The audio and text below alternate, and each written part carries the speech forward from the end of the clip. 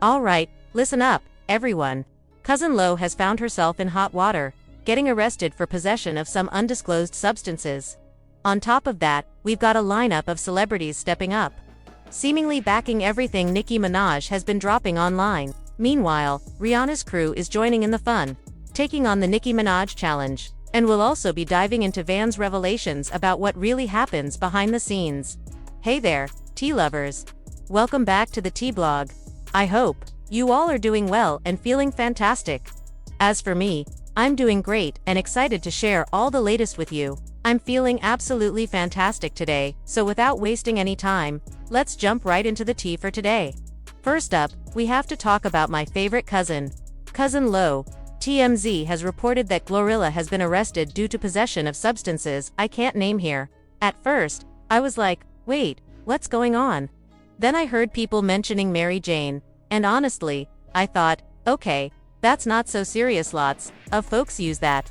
But after digging deeper and going through the case details, things started to look a bit different. I soon realized that Cousin Lo's arrest wasn't just about marijuana. Another regulated substance was involved as well. Naturally, this revelation set off a wildfire of speculation across social media, with fans and critics alike scrambling to guess what that other substance might be. And true to form, the internet wasted no time diving into assumptions and hot takes. It's almost become a pattern. Nicki Minaj has long been unfairly tagged as a cocaine user, often without any solid proof. Yet when other female rappers get caught or accused of possessing regulated substances, many people seem quick to look the other way or dismiss the situation entirely. This double standard didn't go unnoticed, especially by Cousin Lo's supporters, who suddenly found themselves under intense scrutiny and unfair judgment.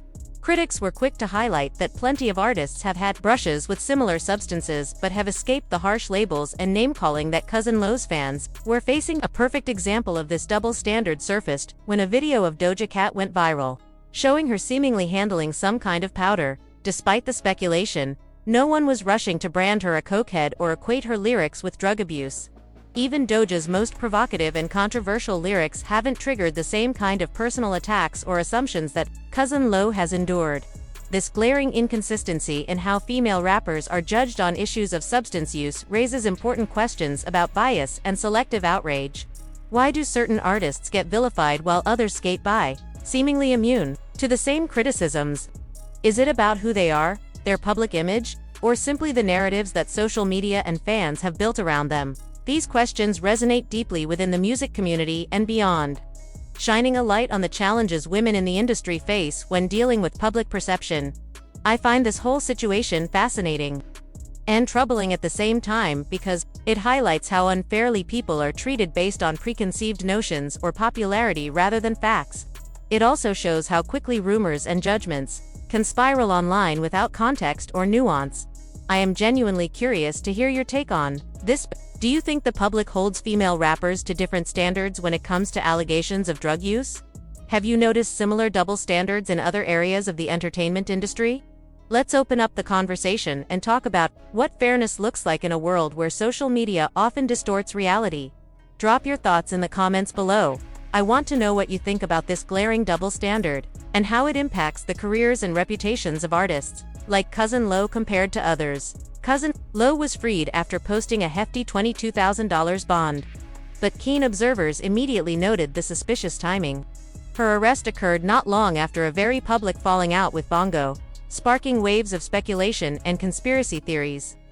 Many fans and onlookers began suggesting that Fraudulent Nation, the controversial entity often blamed for stirring trouble, might be behind Cousin Lo's arrest, allegedly acting on Bongo's behalf to sabotage her. However, when you really think about it, that theory starts to lose steam. First of all, Fraudulent Nation is already embroiled in multiple ongoing legal battles and public scandals.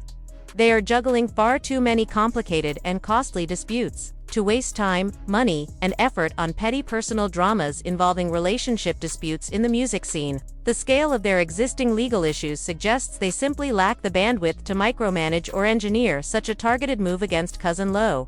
Furthermore, the narrative currently circulating is that Bongo has moved on from the drama and is now involved with Clay. If that's true, it makes little sense for Fraudulent Nation to stir the pot by attacking Cousin Lo on Bongo's behalf, when Bongo himself supposedly no longer has an active interest in the conflict. It seems more plausible that this is a coincidence of timing rather than a calculated political hit. While Fraudulent Nation has a reputation for stirring up trouble and influencing situations behind the scenes, not every negative event in this circle should be attributed to their machinations. Sometimes things just happen, and the timing aligns in a way that fuels gossip and suspicion. It's easy to jump to conclusions and pin every bad moment on a shadowy antagonist. But the truth is often more mundane. So, as much as many dislike Fraudulent Nation for their history and disruptive reputation, it is unlikely they are masterminding Cousin Lo's arrest or actively trying to sabotage her career through legal entanglements. The evidence simply does not support such a theory. Instead, it is important to look at these events with a critical eye and recognize the difference between real conspiracies and coincidental timing. In conclusion, Cousin Lo's arrest and subsequent release should be seen as a distinct incident, not necessarily connected to Bongo or Fraudulent Nation's influence. While drama and speculation are an inevitable part of the celebrity world, it's crucial to separate fact from fiction and avoid jumping to conclusions based on circumstantial coincidences. The ongoing feud between Cousin Lo and Bongo may have spilled into public view, but this arrest likely has more straightforward explanations than a shadowy plot to take her down. Switching gears, let's talk about Jay-Z and a recent paternity claim that made waves. It's been reported that the accuser dropped the charges, alleging the case was tampered with. Some speculate there was some form of coercion behind the scenes, but knowing Jay-Z's track record, it's unlikely he would quietly settle anything unless it involved confirming his biological ties. If there were any truth to the paternity claim, settling out of court would only implicate him more, considering the age and circumstances involved. So, it seems he's more focused on discovering the truth rather than cutting deals. Now, on to Chloe Bailey, who recently dropped hints that echo much of what Nicki Minaj has been saying about the music industry's dirty secrets, how artists are often forced to sell out just to succeed. She spoke in veiled terms about a divide in the industry. Those who conform and those who don't. If you refuse to play the game, you face consequences, while those who comply seem to rise faster. And when you speak out, you risk being labeled crazy or unstable. This narrative is eerily familiar to Nicki's long-standing claims. Chloe's situation is especially frustrating because her talent and image are undeniable. She sings, dances, and looks the part. She's even mentored by Beyoncé, who's currently on tour and could easily have Chloe open for her. This has led many to question Beyoncé's role. Why sign artists you have no intention of promoting? Some suspect it's a strategic move to showcase competition or control the market. But for a young artist unaware of the industry's darker undercurrents, such opportunities seem like a blessing. It's hard to blame Chloe or others for wanting to be under Beyoncé's wing, especially given her respected status. There's also speculation that Beyoncé might be grooming her daughter, Blue Ivy, as her musical successor, which some see as a smart legacy move. While I don't have a problem with artists preparing their heirs to carry on their influence, it becomes problematic if the industry uses such strategies to suppress emerging talent unfairly. If your protégé daughter is talented enough to dominate, you shouldn't feel threatened by new artists. Competition should be welcomed, not crushed. What do you think?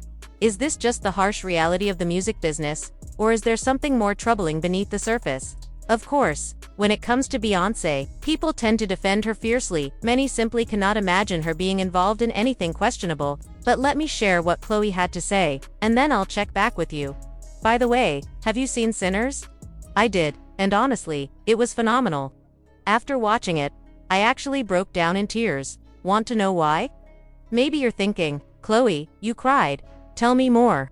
Well, here's the thing. Sinners really hits home about the music industry. It shows how a person can have an incredible gift, like the protagonist's guitar skills and his soulful singing that honors his ancestors yet still face immense challenges.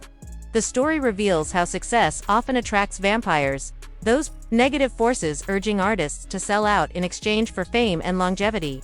That struggle resonated with me deeply, because I see similar things every day. The film portrays those who refuse to sell out as fighting for their lives, often overlooked, while the ones who do give in enjoy quick success and celebration. That raw truth made me cry for a solid hour after watching. It's a powerful reminder that no matter how hard you work, how talented you are, or how genuine your heart is, sometimes that alone isn't enough to get you where you want to be. Sinners also beautifully explores the idea that negativity only has power if you invite it in, so maintaining your integrity is a form of protection.